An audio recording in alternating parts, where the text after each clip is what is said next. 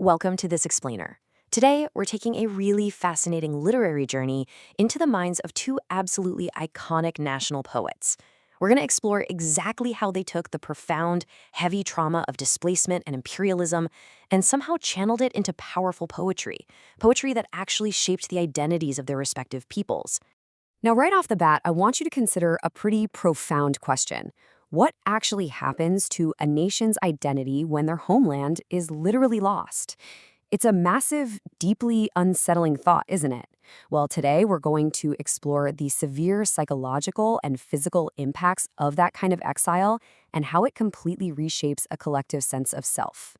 Okay, let's dive into this. The foundation for our explainer today is grounded in a really incredible 2024 academic study from the journal Habibia Islamicus. The authors of the study, Khan, Ashraf, and Nassim, provide this truly brilliant comparative analysis of two monumental figures. We're talking about Allama Iqbal, widely known as the poet of the East, and Mahmoud Darwish, the legendary Palestinian poet. We have some incredibly rich material to get through, so here is our roadmap. We'll start by looking at the voices of the colonized, lay down Edward Said's theory of exile as our lens, and then individually look at Iqbal and Darwish. Finally, we'll bring their voices together to look at some comparative postcolonial findings and shared experiences. Starting off with Section 1, Voices of the Colonized, and setting the historical context. It's a striking reality that some of the most powerful literature in human history springs directly from profound loss and dislocation. The authors of our study frame exile as something much deeper than just a modern political event. They frame it as an ancient, deeply rooted human trauma. In fact, they trace the concept all the way back to the biblical story of Adam and Eve's expulsion from paradise. And they emphasize that regardless of how you interpret that original story, it leaves us with one absolute certainty: there was no way back to paradise. That foundational loss of innocence, that sudden, jarring homelessness, is exactly where this vast genre of literature stems from. Moving to Section 2, Said's theory of exile. Let's establish our theoretical lens. To truly understand how this trauma manifests in poetry, we really need a rigorous academic framework. So for this, the researchers rely on the renowned postcolonial theorist, Edward Said. So the crucial point here is how Edward Said famously defines exile. He calls it the unhealable rift forced between a human being and a native place. He argues that while society and literature might sometimes paint exile as romantic or heroic, the lone wanderer, the actual lived reality brings unfathomable despair. It literally tears millions of people away from the nourishment of their traditions, their families, and their physical geography. Now, Said was very careful to academically distinguish between different types of displacement. They aren't all the same. He separates exiles from refugees and expatriates. Expatriates, for example, choose their relocation voluntarily for personal or social reasons. Refugees is more of a 20th century classification for large populations needing international aid.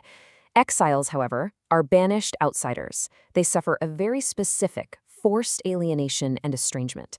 And this is the exact lens we'll be using to examine our two poets today. This brings us to Section 3, Iqbal, the Caged Bird, focusing on Indian Muslims under British rule. Let's shift our focus to the first of our two literary mirrors, Allama Iqbal, who was writing in response to the immense pressure of British imperialism. To really grasp Iqbal's poetry, we've got to look at the historical timeline. Following the British victory over India back in 1857, India effectively became a province of Great Britain. Through the late 19th and early 20th centuries, any nationalist or religious movements trying to build solidarity were aggressively crushed.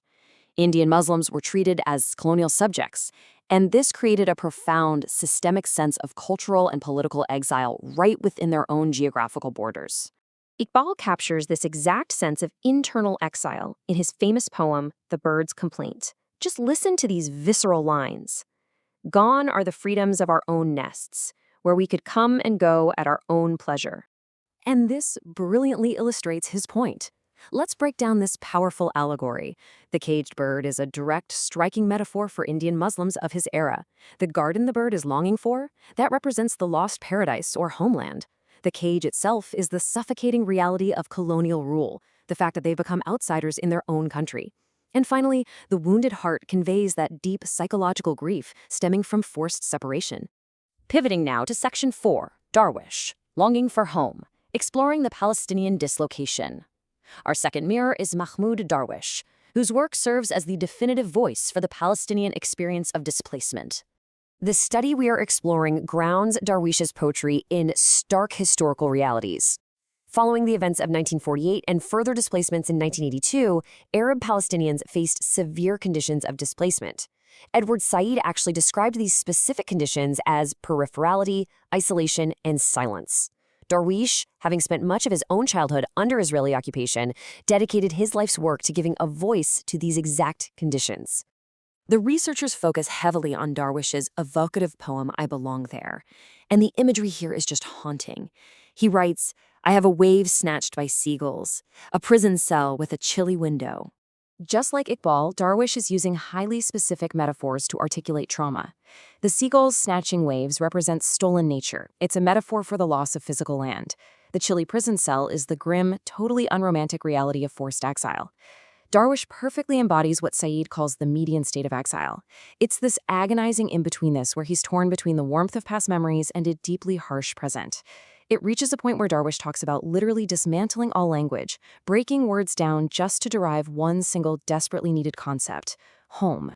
Let's move to Section 5, Comparative Postcolonial Findings, and see how this builds a larger framework by synthesizing both poems. We can think of these as mirrors of displacement. When we map out these experiences side by side, we see striking parallels. Despite completely different contexts, British India versus occupied Palestine, the mechanisms they use to express trauma are incredibly similar. Iqbal uses the caged bird. Darwish uses the prison cell. Iqbal's lost paradise is the garden. Darwish's is the saturated meadow. But most importantly, their emotional course align completely. Iqbal is tantalized for an abode, and Darwish is dismantling words for home. Through their respective post-colonial lenses, both poets beautifully articulate the exact same tragedy of homelessness. So what does this all mean? Well, the researchers explain these similarities by pointing back to Said's concept of the exiled state. This is absolutely crucial. Said notes that exile breeds what he calls a jealous state, an exaggerated, fierce sense of unity and solidarity that is born directly from the trauma of being uprooted by another group. That shared crisis of identity requires a voice, and that is precisely the role these national poets fulfill. Finally, Section 6, Shared Post-Colonial Experiences, focusing on universal longing. As we wrap up, let's zoom out from the specific poems to the broader human implications presented in this academic study.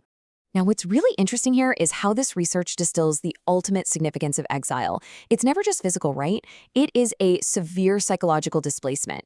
But in the face of that, national poets act as the vital voice for the silenced subaltern populations. Their literature manages to take immense nationalistic pain and transform it into a constructive, unifying force. It proves that despite vastly different regional and cultural contexts, there is a universal human desire for belonging that unites global narratives of exile. I want to leave you with this final provocative thought. If, as Edward Said argues, exile creates an unhealable rift, can the poetry of a displaced nation ever truly bring them home? Or does the poetry itself simply become the new homeland? It is a really powerful thought to ponder regarding the lasting limits and capabilities of post-colonial literature. Thank you so much for joining me for this explainer on the profound works of Iqbal and Darwish.